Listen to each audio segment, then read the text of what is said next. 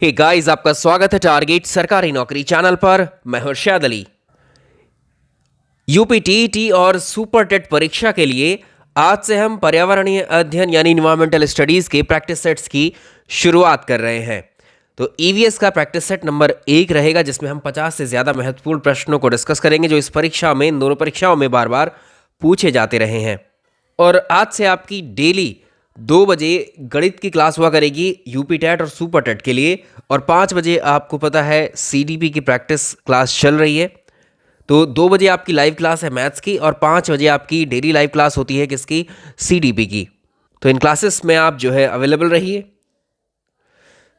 और इस वीडियो को लाइक कर दीजिए। चलिए आज का पहला प्रश्न देखते हैं। निम्नलिखित भारतीय राज्यों में से किस राज्य की कोई भी समुद्री सीमा नहीं है? आपको पता है हमारा देश तीनों ओर से पानी से घिरा हुआ, जल से घिरा हुआ है। तो भारत के कुछ ऐसे राज्य हैं जो जल के साथ अपनी सीमा साझा करते हैं। कौन कौन से हैं? ये है भारत, और भारत 3 तरफ से जो है ये जल से घिरा हुआ है। यहाँ पर अगर आप देखें, ये गुजरात, ये महाराष्ट्र, गोवा, कर्नाटक, केरल, इधर तमिलनाडु, आंध्र प्रदेश, उड़ीसा, पश्चिम बंगाल। ये 9 राज्य हैं जो भारत में क्या है, ये समुद्री सीमा साझा करते हैं। तो अभी हमने देखा गुजरात ऑप्शन में है, इसकी तो समुद्री सीमा है। गोवा की है समुद्री सीमा, राजस्थान की नहीं है। तो इसका आंसर हम लोग कर लेंगे राजस्थान। सिंपल। चलिए सवाल नंबर 2 देखें। वायुमंडल की सबसे ठंडी परत कौन सी होती है? ये हमारी अर्थ है, और आप जानते हैं अर्थ से हम यहाँ इस अर्थ पर हैं, और अर्थ के सीधे कांटेक्ट, सीधे संपर्क में जो लेयर होती है एटमॉस्फेयर की, वायुमंडल की, इसको हम बोलते हैं क्षोभ मंडल, या इसी को हम बोलते हैं ट्रोपोस्फियर। तो इसको टी से लिखते हैं। इसके बाद जो सेकेंड लेयर आती है, इस लेयर को बोलते हैं हम स्ट्रेटोस्फियर, समताप मंडल। इसके बाद जो लेयर आती है वायुमंडल की, इसको हम बोलते हैं मीजोस्फेयर या मेजोस्फेयर। ठीक है, इसको मध्य मंडल बोलते हैं। जितनी भी मौसमी घटनाएं हैं मौसम से संबंधित, जैसे बादल का बनना या बादल का गरजना या बिजली कड़कना या बारिश होना, ये सब एक्टिविटीज़ होती हैं अर्थ की, वायुमंडल की जो सबसे कांटेक्ट में है अर्थ के इस लेयर में। ठीक है, जितनी भी एक्टिविटीज़ होंगी वो सारी यहाँ पर होती हैं। स्ट्रेटोस्फियर में आपकी पाई जाती है ओजोन लेयर। ठीक है, तो ये भी याद रखेंगे। इसका आंसर क्या हो जाएगा? मध्य मंडल या मेजोस्फेयर। ऑप्शन बी सही आंसर है। तो ये क्या है? कोल्डेस्ट। मेजोस्फेयर क्या है? ये कोल्डेस्ट लेयर है एटमॉस्फेयर की। नेक्स्ट देखिए। चलिए नेक्स्ट सवाल देखेंगे। निम्नलिखित में से कौन सी एक ग्रीन हाउस गैस है? ये ऐसे भी पूछता है, निम्नलिखित में से कौन सी एक ग्रीन हाउस गैस नहीं है? तो इसको आप जानते हैं, ये है मीथेन। ऑप्शन डी CH4 क्या है? ये एक ग्रीन हाउस गैस है। इसके अलावा हमने जो पर्यावरण की एक मास्टर वीडियो की थी, उसमें सारे टॉपिक्स को कंप्लीट किया गया। आप वहाँ से उसको कंप्लीट कर लीजिए। उसके अलावा जो टॉपिक्स बचते हैं आपके पर्यावरण में, उसको हम टॉपिक वाइज पढ़ ही रहे हैं, सुपर टेट यूपी टेट दोनों के लिए। तो थ्योरी क्लासेस भी आपके लिए आती रहेगी, प्रैक्टिस सेट भी आपके लिए अवेलेबल रहेंगे, दोनों आप करते रहिए आराम से। भारत में प्रोजेक्ट टाइगर की शुरुआत कब की गई थी? बाघ परियोजना या प्रोजेक्ट टाइगर वर्ष 1973 में शुरू किया गया था। Option A. पृथ्वी तल पर उस काल्पनिक रेखा का नाम बताइए जो 180 डिग्री मेरिडियन यामोत्तर पर खींची गई है। ये बात कर रहा है किसकी? ये यामोत्तर का मतलब है यहाँ पर लॉन्गिट्यूड। जो 180 डिग्री का लॉन्गिट्यूड है, इसको हम जानते हैं इंटरनेशनल डेट लाइन के नाम से, या इसी को अंतर्राष्ट्रीय तिथि रेखा कहा जाता है। निम्नलिखित में से किस राज्य में gulf of Mannar Marine National park स्थित है? इस सवाल का आंसर हो सकता है आप सोचो कि ये गुजरात में है, लेकिन ये अच्छा सवाल बन सकता है क्योंकि इसका आंसर होगा ये तमिलनाडु में है। ठीक है, तो इसका आंसर हो जाएगा option b. Gulf of Mannar Marine National Park Tamil Nadu में है, ना कि गुजरात में। वर्ष 2011 में जो भारत की जनगणना हुई है, उसके अकॉर्डिंग आपको बताना है भारत में लिंगानुपात कितना है, यानी सेक्स रेशियो कितना है। सेक्स रेशियो आपको बताना है इस सवाल में। इसमें ये फीमेल है और ये मेल है, यानी पर 1000 मेल पर कितने फीमेल हैं भारत में। तो ये होगा 940। आंसर होगा इसका 940। फीमेल्स पर 1000 मेल। निम्नलिखित में से किस एक प्राणी को किसान का मित्र कहा जाता है? ये कुछ ज़्यादा ही सिंपल सवाल पूछे जाते हैं आपके यूपी टेट में ईवीएस के सेक्शन में, ठीक है। तो ये सब पूछे हुए ही प्रश्न है। इसके आगे के जो प्रैक्टिस सेट्स आएंगे उसमें नए प्रश्नों को ऐड करेंगे हम। तो किसानों का मित्र जो है वो केंचुआ होता है, ऑप्शन बी। जितने भी प्रश्न हम यहाँ करेंगे आगे भी प्रैक्टिस सेट्स में, वो सारे आपको जो मास्टर वीडियो है चैनल के ऊपर, पहली वीडियो जो अवेलेबल है उसको आप देख लीजिए, सारे आप इजीली कर पाओगे। पर्यावरण को बचाने के लिए चिपको आंदोलन से कौन सा राज्य जुड़ा हुआ है? शुरू हुआ था कहाँ से? ये उत्तराखंड से इसको शुरू किया गया था। इस आंदोलन के प्रणेता कौन थे? सुंदरलाल बहुगुणा और श्री चंदी प्रसाद। उत्तराखंड के चमोली डिस्ट्रिक्ट से इसकी शुरुआत हुई थी। तो देखिए, जो स्टडी ऑफ एनिमल्स होती है, स्टडी ऑफ एनिमल बिहेवियर होती है, वो इथोलॉजी के अंतर्गत की जाती है, ठीक है। इथोलॉजी के अंतर्गत की जाती है। इसका आंसर होगा ऑप्शन सी। जो समुद्री शैवाल होते हैं वो किसका महत्वपूर्ण स्रोत माने जाते हैं? आयोडीन के स्रोत होते हैं ये, और इसका आंसर हो जाएगा ऑप्शन सी। जो शैक यानी जो लाइकेंस होते हैं वो क्या होते हैं? लाइकेंस एक्चुअली सिम्बायोटिक एसोसिएशन होता है दो तरह के जीवों का। तो ये फंगस और एल्गी, फंगस और एल्गी का ये सिम्बायोटिक एसोसिएशन होता है। तो ये इसको बोलेंगे हिंदी में इसको सहजीवी। सीएनजी का ईंधन के रूप में इस्तेमाल किस में किया जाता है? सीएनजी का दोनों तरह से यूज़ किया जाता है, वाहनों में भी इसका इस्तेमाल करते हैं और इंडस्ट्रीज़ में भी इसका इस्तेमाल किया जाता है। पृथ्वी पर पहुंचने से पहले ओजोन परत किन किरणों को अवशोषित कर लेती है? प्रश्न अलग अलग तरह से घुमा फिरा के पूछा जाता है और इसका आंसर आप जानते ही हैं सब। ये अल्ट्रावायलेट रेडिएशन से सुरक्षा करती हैं। ओजोन को जो मापा जाता है वो डॉप्सन, ओजोन लेयर की जो यूनिट होती है वो होती है डॉप्सन। ये आप यहाँ से एडिशनली याद रखेंगे, ठीक है। चमगादड़ स्तनधारी होते हैं, मैमल्स होते हैं चमगादड़, क्योंकि अपने जैसे यंग वंस को प्रोड्यूस करते हैं जो बच्चे देते हैं, ऑप्शन डी। पर्यावरण की परिभाषा क्या है? तो पर्यावरण जो है सिंपल, जो बायोटिक है और एबायोटिक कंपोनेंट्स जो होते हैं, बायोटिक और एबायोटिक कंपोनेंट्स, इनका योग है पर्यावरण, ठीक है। इसमें सजीव भी आ जाएंगे और निर्जीव भी, इन दोनों में। तो पृथ्वी पर जो भी कुछ सजीव और निर्जीव उपस्थित है उनको बायोटिक और एबायोटिक दोनों में शामिल कर लिया जाता है। तो इसका आंसर हो जाएगा option A.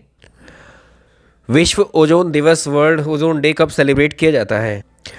World ozone day 16 सितंबर को सेलिब्रेट किया जाता है, ऑप्शन बी। सिल्वीकल्चर किससे संबंधित है? सिल्वीकल्चर संबंधित होता है वन और वन्यजीव, जो वन्य उत्पाद होते हैं उनसे। ये क्या होती है? Art and science of manipulating forest vegetation. निम्नलिखित में से किस जनपद में चंद्रप्रभा वन्यजीव अभयारण्य उपस्थित है? तो ये चंदौली में है, यूपी के चंदौली में। निम्नलिखित में से कौन द्वितीय श्रेणी के उपभोक्ता हैं? द्वितीय श्रेणी के उपभोक्ता बताने हैं आपको, सेकेंडरी कंज्यूमर।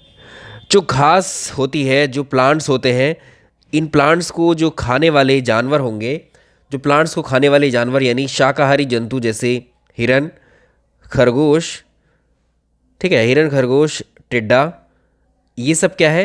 प्राइमरी कंज्यूमर या प्राथमिक उपभोक्ता होते हैं ये, ठीक। जो जीव इन प्राथमिक उपभोक्ताओं को खाते हैं वो होते हैं आपके सेकेंडरी कंज्यूमर। कौन कौन से होंगे? जैसे हाथी क्या है? तो ये तो हाथी तो प्राइमरी है, प्राथमिक उपभोक्ता है। बकरी भी प्राथमिक उपभोक्ता है क्योंकि घास फूस, ये शाकाहारी है।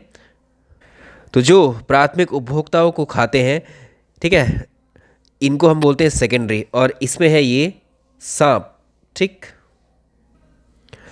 झूम खेती जो है, झूम कल्टीवेशन कहाँ पर की जाती है? तो ये फेमस है मेघालय में, ये पहाड़ी इलाकों में की जाती है झूम खेती। जो पर्वतीय क्षेत्र होते हैं, पहाड़ी इलाके जो होते हैं, उनमें जो वन होते हैं उन वनों को काट करके वहाँ पर खेती की जाती है। तो ये पूर्वोत्तर राज्यों में की जाती है। असम का प्रसिद्ध एक सींग वाले गैंडे वाला जो वन्यजीव अभयारण्य है वो कौन सा है?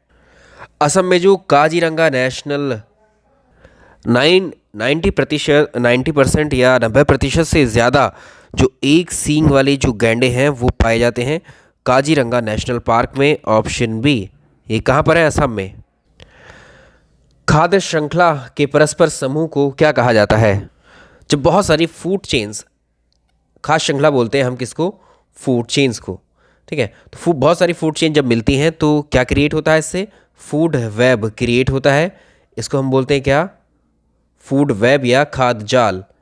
ये सारे टर्म्स जितने हम प्रश्नों में डिस्कस कर रहे हैं मैंने आपको डिटेल में पढ़ा है, कहने की ज़रूरत नहीं पड़ेगी आपको मुझे कि ये नहीं करवाए हैं। आपको एक मास्टर वीडियो है चैनल के ऊपर पर्यावरण का, उसको देख डालिए। पर्यावरण पूरा एक बार में कंप्लीट है वहाँ पर। ठीक है, जो प्योर इन्वायरमेंट है वो हमने वहाँ कंप्लीट किया है।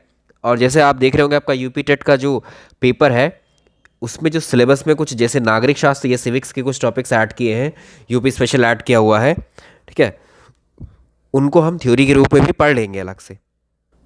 कोर इन्वायरमेंट का सेक्शन आपको उस मास्टर वीडियो से कर लेना है। नेक्स्ट देखिए, किसी नदी के प्रदूषण के स्तर की माप कैसे की जाती है? ये होता है बीओडी से इसका मेजर किया जाता है इसको। ये होती है जैविक ऑक्सीजन मांग यानी बायोलॉजिकल ऑक्सीजन डिमांड इसको बोलते हैं। ओजोन परत का अधिकतम ह्रास निम्नलिखित में से किस जगह पर हुआ है? जो ओजोन परत का डीके हमें देखने को मिलता है कहाँ पर घट रही है ये? तो जो दक्षिणी ध्रुव है यानी जो अंटार्कटिका है, अंटार्कटिका के ऊपर जो लेयर है किसकी? ओजोन की। भाई ये हमारी पृथ्वी है, ठीक है, यहाँ नॉर्थ पोल है, यहाँ साउथ पोल है, यहाँ अंटार्कटिक महाद्वीप है। ठीक है, और इसके चारों ओर जो है एटमॉस्फेयर की लेयर्स है।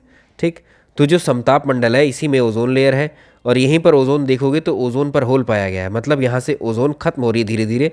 और जब यहाँ ओजोन खत्म हो जाएगी इस एरिया में तो डायरेक्टली जो सूर्य से निकलने वाली पराबैंगनी किरणें हैं वो पृथ्वी पर पहुँच रही हैं और यहाँ पर जो भी लोग होंगे तो उनको बीमारियाँ कॉज करेगी। ठीक है, नेक्स्ट तो इसका आंसर हो जाएगा साउथ पोल या दक्षिणी ध्रुव पर। कौन सी ग्रीन हाउस गैस वातावरण में सबसे अधिक मात्रा में उपस्थित है इनमें से? तो सबसे ज़्यादा तो जो होती है ऑप्शन में ही नहीं अवेलेबल है, वो है जलवाष्प। ठीक है, मैक्सिमम जलवाष्प ही होती है। उस जलवाष्प के बाद में आता है नंबर किसका? कार्बन डाई ऑक्साइड का। ऑप्शन में अगर मिले जलवाष्प तो प्रथम पर रहेगा। ठीक है, जलवाष्प वाटर वेपर।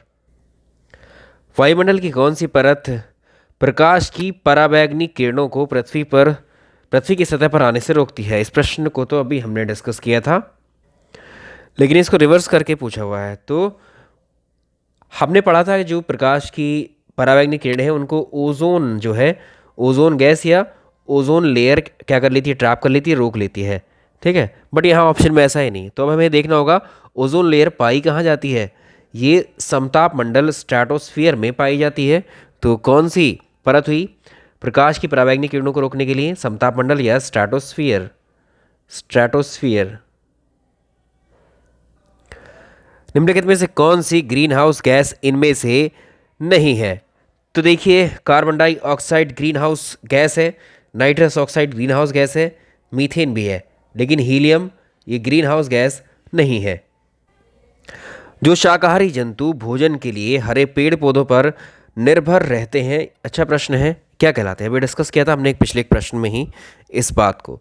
तो जो शाकाहारी जंतु जो प्लांट्स को खाते हैं वो प्राथमिक उपभोक्ता होते हैं। ठीक है, या प्रथम चरण के उपभोक्ता। Answer A, primary consumer. निम्न में से कौन सा सर्वाधिक उत्पादन या सर्वाधिक उत्पादक पारिस्थितिकी तंत्र है? तो ये है उष्ण कटिबंधीय वर्षावन। यहाँ पर जैव विविधता बायोडाइवर्सिटी बहुत हाई होती है। जैविक समुदाय में प्राथमिक उपभोक्ता कौन होते हैं? एक ही प्रश्न को कई तरह से पूछा जाता है जब उसकी व्याख्या होती है। तो जैविक समुदाय में जो प्राथमिक उपभोक्ता हैं वो प्लांट्स को खाते हैं। प्लांट्स को खाने वाले, हरे पेड़ पौधों को खाने वाले, ये शाकाहारी कहलाते हैं। ठीक है, ये बहुत डिटेल में मैंने आपको समझाया पढ़ाया है मास्टर वीडियो में, कई बार मैं उसको रेफरेंस ले रहा हूँ, इसलिए एक बार आप उसको देख ही लीजिएगा, पूरा ईवीएस का कॉन्सेप्ट क्लियर हुआ है इसमें। नेक्स्ट देखेंगे, इकोसिस्टम की सही परिभाषा क्या है? आप जानते हैं जो जैविक समुदाय है, बायोटिक अबायोटिक कंपोनेंट्स के बीच में जो पारस्परिक जो अंतक्रियाएं होती है, इंटरेक्शन होता है, उसी को हम बोलते हैं इकोसिस्टम। तो जीव समुदाय और उसके वातावरण के साथ जो संतुलित तंत्र बना होता है, मतलब जो जीव होते हैं, जीवों का अपने वातावरण के साथ कैसे अंतःक्रियाएं वो करते हैं, वही। चलिए नेक्स्ट देखें। रेड डेटा बुक इनमें से किससे संबंधित है? ऐसे जीव जंतु, ऐसी प्लांट्स जो अपनी जो है इस धरती पर खतरे में है या वो खत्म होने की कगार पर है, संकट में है, तो ये विलुप्ति की कगार पर जीव जो होते हैं वो रेड डेटा बुक में संबंधित होते हैं या मेंशन होते हैं। रेड डेटा बुक IUCN के द्वारा जारी की जाती है, प्रकाशित की जाती है, और इसकी स्थापना IUCN की वर्ष 1948 में की गई थी। निम्न में से कौन सा क्रम पारिस्थितिकी तंत्र में ऊर्जा प्रवाह के संबंध में सही है? तो कैसे ऊर्जा का फ्लो होता है एक पारिस्थितिकी तंत्र में, ये हमें बताना है। सबसे पहले जो होंगे, पहले नंबर पर तो उत्पादक होंगे, प्रोड्यूसर। यानी सबसे पहले अगर हम देखें तो जो प्लांट्स होते हैं, ये प्लांट्स बिल्कुल शुरुआत होती है इनसे, ठीक है। सनलाइट प्लांट्स पर पड़ती है, प्लांट्स अपना भोजन बनाते हैं और खुद भी ये हमारे भोजन बनने के लिए तैयार हो जाते हैं। तो प्लांट्स को कहते हैं हम उत्पादक, या यही कहलाते हैं हमारे प्रोड्यूसर, ठीक है। तो इसमें 3 ऑप्शन में देखेंगे हम, उपभोक्ता, अपघटक। ये दोनों ऑप्शन तो एलिमिनेट हो गए, क्योंकि कोई भी पारिस्थितिकी तंत्र की जो शुरुआत है वो प्लांट्स ही होते हैं, ठीक। उत्पादक 2 में है। उत्पादक को खाने वाले आते हैं कौन? जो जानवर होते हैं। कौन से? पहले तो शाकाहारी, इन प्लांट्स को खाते हैं, ठीक है। तो शाकाहारी क्या कहलाते हैं? उपभोक्ता। इन शाकाहारी पशुओं को, जीवों को खाते हैं मांसाहारी वाले, तो वो भी उपभोक्ता होंगे। तो किसका नंबर आएगा उत्पादक के बाद में? उपभोक्ता का। और उपभोक्ता उत्पादक की मृत या डेड बॉडीज़ को खाते हैं अपघटक। तो इसका आंसर हो जाएगा ऑप्शन ए। ये सीक्वेंस मैंने करवाया है आपको मास्टर वीडियो में, बहुत अच्छे से समझाया। ग्रीन पीस इंटरनेशनल का हेडक्वार्टर कहाँ पर उपस्थित है? ग्रीन पीस इंटरनेशनल ये एम्स्टर्डम में है, ऑप्शन सी, नीदरलैंड में, ठीक है। चलिए नेक्स्ट देखें। तो अभी यहाँ लास्ट करते हैं इस प्रश्न के साथ में इस प्रैक्टिस सेट की, ठीक है। ये अंतिम प्रश्न था इस प्रैक्टिस सेट। इसके आगे की प्रैक्टिस सेट की शुरुआत जो है अब इसी प्रैक्टिस के साथ हमने कर दी है। इसके अलावा डेली आपको एक इसका प्रैक्टिस सेट रहेगा EVS का, ठीक है। डेली प्रैक्टिस सेट रहेगा और EVS की थ्योरी क्लास भी रहेगी, प्लस हिंदी के प्रैक्टिस सेट की भी अब शुरुआत करेंगे हम लोग। बाकी मैथ्स और CDB की क्लासेस आपकी चल रही हैं चैनल पर, तो प्रैक्टिस करते रहिए। वीडियो पसंद आया तो लाइक और शेयर ज़रूर कीजिएगा। Thank you.